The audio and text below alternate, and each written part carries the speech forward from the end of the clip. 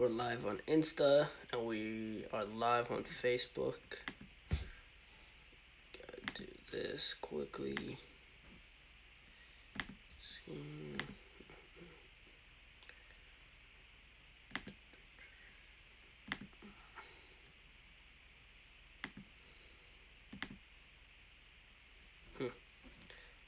Alright.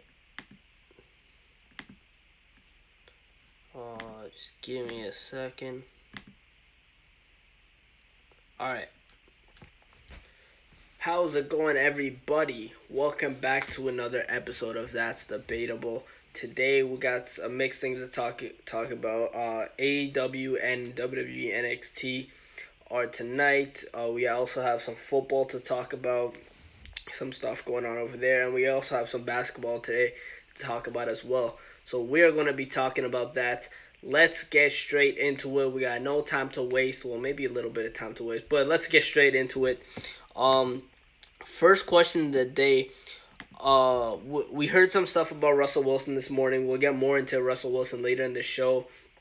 But first question is, should we give Russell Wilson more respect? And I think we should. I think we should give Russell Wilson more respect than people are giving him right now. And it's because Russell Wilson is an MVP caliber player. He didn't win MVP this year, obviously. You know, Aaron Rodgers was on a different level. There was also Patrick Mahomes, who was in the league as well, who, you know, had a terrible performance in the Super Bowl, obviously. But Russell Wilson should be getting more respect than he is getting right now. He gets too much hate for a guy of that plays at his level.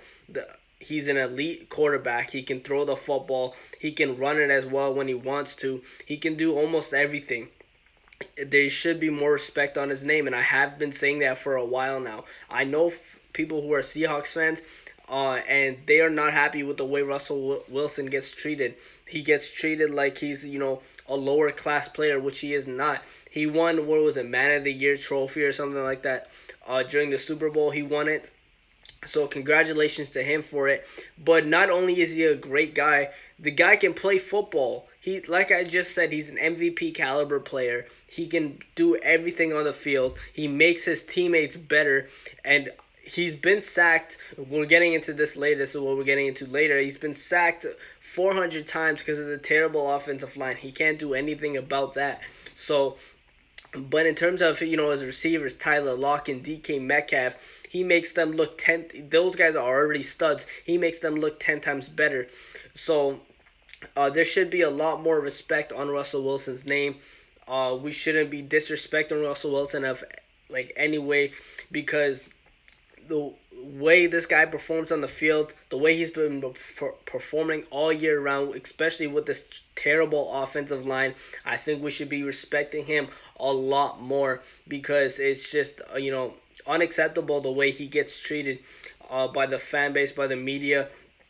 And, you know, he's coming out every week. You know, he's a guy that if he's hurt a little bit, he'll still come out. Like, even if he's hurt, if he has the chance to come out and play football, he will. That's just the heart that this guy has. So we should have much. That's why he won the Man of the Year trophy award. Also, he, you know, donated to charity. He donated to people that, you know, don't have a lot, you know, during the quarantine, during the pandemic. So he's a good guy. He won Man of the Year for a reason, and he's an MVP caliber player. I think he'll be, if not as good, even better this coming season. He's still gonna be playing at that elite level. So, and this is a guy who's, you know, been to the Super Bowl. This guy has been there, done that. So you can't talk nonsense on this guy's name. He's just done so much. He plays at a high level for anybody to talk about the way that they have been talking about Russell Wilson in a bad way. So yes, we should be putting a lot more respect on Russell Wilson's name. So on to basketball now. The Nets have taken their third loss in a row. So what is the Brooklyn Nets' biggest flaw? And this comes to no surprise, it's their defense. Their defense is absolutely horrendous. Like, I can't, it's terrible. It's the same thing with the Wizards. They have a good offense. They have Russell Westbrook and Bradley Beal, but their defense is terrible. But we're talking about the Nets right now. They have three Hall of Fame players in the future. All three of these guys are Hall of Fames. Kyrie Irving, James Harden, and Kevin Durant. All three of these guys. But they can't seem to defend. And that's a thing that Kyrie Irving and James Harden are not known to do. Kevin Durant, yeah, DeAndre Jordan, sure. But altogether as a team, they're not defending properly. It's not like it's just James Harden and Kyrie Irving. It's the whole team. The paint defense. I think it was the second game. No, the first game I saw this trio play together. I was like, this paint defense is terrible. I forgot who they played, but I was like, this paint defense is terrible. Absolutely, like they're getting crushed in the paint. And I spotted that. I noted it down that this paint defense needs to improve. And I mentioned it the next day in the podcast. And till this day, it has not improved. So, there's something that's got to be done about that. And the defense is absolutely terrible. They need to fix that, and that's the biggest flaw with the Nets. It's not their offense. They have KD, Harden, and Kyrie running the offense. So, like, that offense is amazing. It's just the defense they need to work on. And Kevin Durant, he's been, getting taken out of games. We saw it in the Raptors game. He got taken out in the third quarter. He didn't even know he was getting taken out in the third quarter. He was devastated that he was getting taken out. So, we don't know about that. Obviously, they said for safety protocols because one, the guy is coming off at one of the worst injuries you can ever occur. And second, we're in a pandemic, so we don't know if he's dealing with any sickness or anything like that, and he had to get taken out. But either way, with or without Kevin Durant, this Nets team is a terrible defensive team, absolutely terrible, and that's what they need to work on. That's their biggest flaw is their defense right now, and it's the same thing with the Washington Wizards. Amazing offense, Bradley Beal absolutely going off right now. He's been going off since last season. It was just that Wizards team that they can't defend, especially this year. But this Nets team can't defend either, and that's what they need to work on. They need to get more perimeter defenders, more paint defenders. They have DeAndre Jordan again, but losing Jared Allen is actually a big loss because Jared Allen was that rim protector. If you guys remember, this is a guy who blocked LeBron James, for crying out loud. This guy blocked everybody that tried to come into the paint and tried to dunk on him. He didn't allow it. So, losing Jared Allen was a big loss, and they need to get more, rim protection. They need to get more perimeter defending as well. Kevin Durant has been struggling with perimeter defending too. So, as much as we want to, I still think the guy's going to win MVP. I still think he's a good defender. He's an amazing player, top 2 in the league right now, of course. But when it comes to this whole Nets team, and, KD has, especially these fast guys like John Morant, all of these guys, he's been struggling to guard them on the perimeter. And John Morant's not even a perimeter threat. He's not even that much of a three-point threat, even though I think he will, increasingly get better at that perimeter shot as the years go on. But this whole Nets team, as a whole, is just terrible defensive team in the paint and on the perimeter, and that's where the points that they allow come into play because they can't defend the basketball. They're all over the place. We saw how Harden and Kyrie were absolutely frustrated last night against the Pistons. And speaking of the Pistons, a big shout out to Jeremy Grant, who's absolutely been going off. Big respect to this guy. When I saw this guy playing the bubble in the playoffs, I knew this guy was special. This guy decided to guard LeBron James, the best player of this generation. So Jeremy Grant's a special kid. So they were going up against a decent Pistons team, but the Nets still should have won that game. That's a game that they had to have won, especially they're coming off of 2 losses and now 3 losses, lost to the Pistons. So they need to figure that defensive side out, and they needed to figure it out fast. So sticking out to basketball, who is the better scorer, or shot maker rather? Who's a better shot maker, Kyrie or Steph Curry? I'm gonna go Steph Curry. It has to be Steph Curry because this is the best shooter known to man. I don't think this is a guy that has changed the game of basketball. Absolutely revolutionized basketball by bad shots are now good shots to take because of Steph Curry. I don't know if there's going to be another guy like Steph Curry in the NBA, in the future, whenever. Like, I just don't see it, because this is a guy who can make shots anywhere, and he's so dangerous specifically because the way he moves without the basketball. That's what makes him so dangerous as well. So, and all respect to Kyrie Irving, he hit one of the best shots in NBA Finals history in Game 7 in the 2016 NBA Finals against the Golden State Warriors, and over Steph Curry. Like, we got to take that. It was over Steph Curry as well. I get all of that. But when we're talking about, shot making, it's Steph Curry. I get it. Kyrie Irving's a great scorer, one of the best, if not the best finishers around the rim, one of the best ball handlers in the NBA of all time. But when it comes to shot making, it's Steph Curry all day, every day, because I don't see any point guard on the level of this guy, Steph Curry, right now. The guy is a different breed. No one can hold Steph Curry. He's too quick off and with the basketball. So when it comes to Kyrie and Curry, Steph Curry is the better shot maker without a doubt. And that's all due respect to Kyrie Irving. Kyrie Irving's one of my favorite point guards to watch, top 3 favorite maybe right now. But when it comes to who's the better shot maker, it has to be Steph Curry. I don't know how you could say it's Kyrie Irving, because this is the greatest shooter of all time. We haven't seen a shooter quite like Steph Curry before. This is a guy who can shoot over a 7-footer, and any other guy taking that shot, it's a bad shot. But when Steph Curry takes it, it's a good shot. That's just how good this guy is. And like I said, I don't think there's going to be another guy quite like Steph Curry in the future in the league. Ever, or any league, like, whatsoever. I don't think there's gonna be another guy like this. So, who's the better shot maker? It's Steph Curry. Plain and simple, Steph Curry. So the Cowboys, you guys know how much I love the Cowboys. So they said they had a hype video, and they said Prescott's absence from the hype video was an oversight. So, should Dak Prescott believe the Cowboys? No, he shouldn't believe the Cowboys. I've been saying for a very long time that I have too much respect for Dak Prescott for him to be playing for the Cowboys. I can't stand Cowboy fans. I have nothing against the organization and the franchise. It's the fans that I can't stand. So, should Dak believe the Cowboys? No, he shouldn't.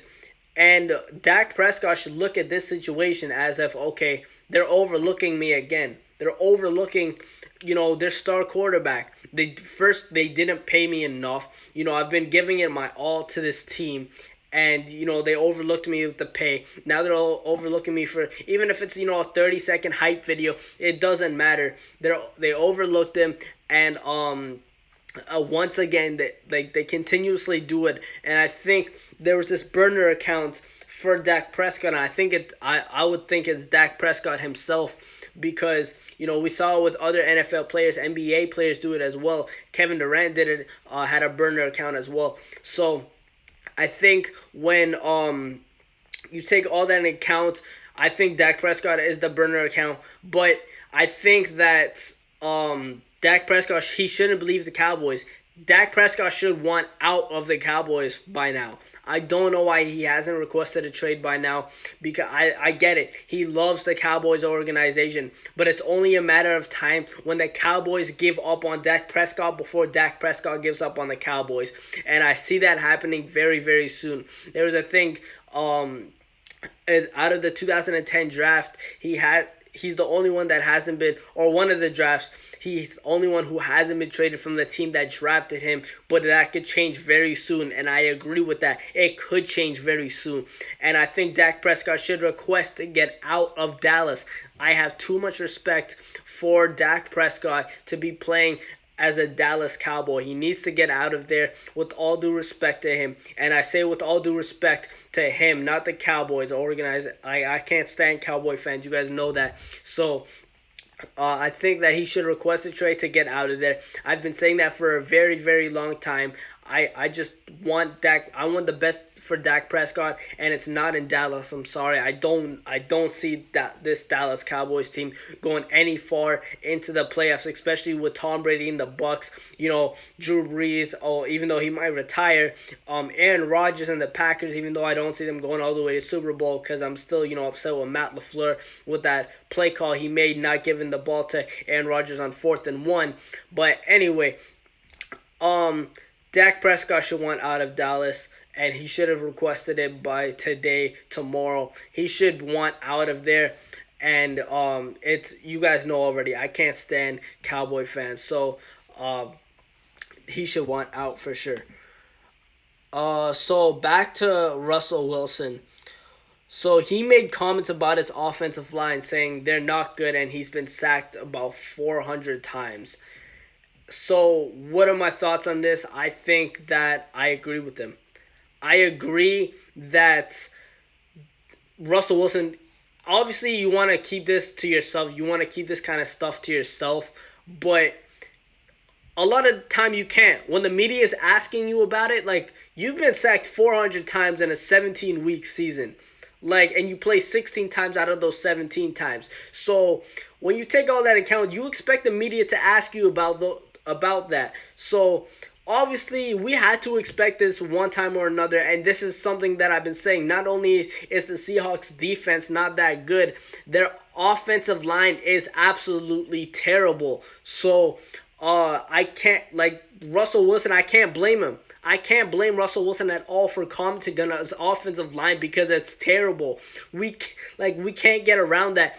Okay, maybe he could have kept it to himself, but why would he? The guy's been sacked 400 times. He's been hit 400 times as a quarterback. Not even a wide receiver or running back, a quarterback getting hit 400 times. That's not a normal offensive line. That's not normal. Patrick Mahomes hasn't got hit that many times in 2 years. So in one season, you get sacked 400 times. I don't know how that's, it's terrible. I've seen JV teams better than that. So, I don't blame him for commenting on his offensive line, because we know it's terrible. We all know the Seahawks offensive line is terrible. We know their defense is terrible, and I don't blame him. So they need to fix that. Now that Russell Wilson has commented on it, I hope it motivates the Seahawks organization not only to fix their defense, but to especially fix that offensive line. Because if your quarterback's getting hit, you're not going anywhere. You're getting hit out of the playoffs if your quarterback's getting hit. So I hope that motivates the Seahawks to change that. Hopefully, they make some changes to that offensive line, because, God, they need it. And that defense, the defense is bad, but not as bad as the offensive line, because, like I said, 400 times getting sacked is absolutely terrible. Honestly, it's garbage. Straight up garbage. So, you need to change that. They should have changed it the minute they were out of the playoffs. So, I hope that motivates them, and I don't blame Russell Wilson for commenting on his offensive line, because I probably would have done the same thing. Definitely probably would have done the same thing. Next thing, now tonight is WWE NXT, the show before TakeOver on Sunday. Now, what should we expect from NXT tonight? We should expect a lot of build-up. I know Toni Storm is in that triple threat match for the NXT Women's Championship, so we should expect some build up to that. Maybe something heated. I'm not sure what they're gonna do. Finn Balor versus Pete Dunne is a match I'm very excited to see. I'm so excited to see that match. Apparently Edge is gonna be watching that match too. I'll be watching the match, and I think it's going to be a very good match. NXT, when they have, big matches like this, they're very good at promoting it. And it's, not always like, the, Payback or No Mercy or whatever. When TakeOver promotes a match like this, it's usually a good match. Sometimes I watch NXT over, Raw or SmackDown, because that's just how entertaining NXT is. So, we should expect that from NXT tonight. I'll probably be watching AEW though. We should expect more I'm not sure if we'll see John Moxley tonight. We might. We saw Hideo Itami, or known as, I forgot what they have him as his name now, but I know him as Hideo Itami because I watch a lot of WWE. But he showed up, so it's AEW, Impact, NJPW all working together, which I really really like. That it's very interesting. They have Gallows and Anderson coming in, fighting with their titles on AEW. It's amazing. Like it's WCW all over again, pretty much. But I really like this. I like what they're doing here. And in AEW is very entertaining right now. I'm not sure if they still have better ratings than WWE. I know at one point in time they did, but I'm not sure right now. But yeah, we should expect a lot of build up tonight on NXT. Maybe leaving on, I know WWE leaves on a cliffhanger too. So maybe they'll do that. I have a feeling it'll end with Pete Dunne and Finn Balor at the end of the show or something like that. I think Undisputed Era fights this Sunday as well, so maybe we'll see a bit of them. But yeah, we shouldn't expect too much, but we should expect a lot of hype. In AEW, we already know it's we can get a return every week. Like that's what AEW does. So Hideo Itami, which I forget what they call him now in AEW or NJPW, whichever one you want to label him as, because apparently John Moxley is a champion in NJPW as well, but he's also with AEW. So I know it's a bit confusing for some people who don't watch wrestling a lot, but I guess that is possible. So yeah, that's what's happening right now. Kenny Omega is still the AEW champion. So yeah, we'll probably see more of him tonight. Yeah, I'm excited to watch this. I'll probably watch AEW over NXT tonight. So yeah, that's gonna wrap it up for today.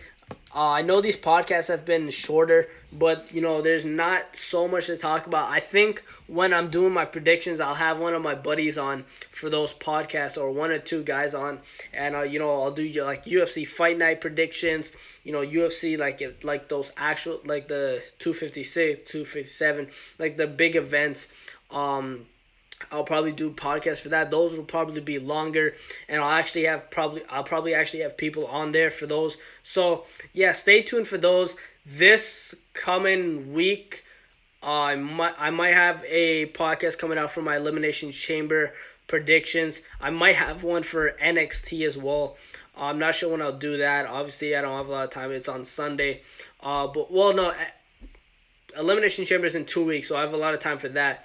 But this Sunday is Takeover, so I'll probably have a podcast coming out later this week for my predictions for that. So just strictly on that probably. Or maybe I'll add other things too. Maybe I'll just tag it along to what I usually talk about. But anyway, I'll catch you guys tomorrow. Thanks for everyone who tuned in. I know these podcasts have been short. I'll try and get these longer for you guys.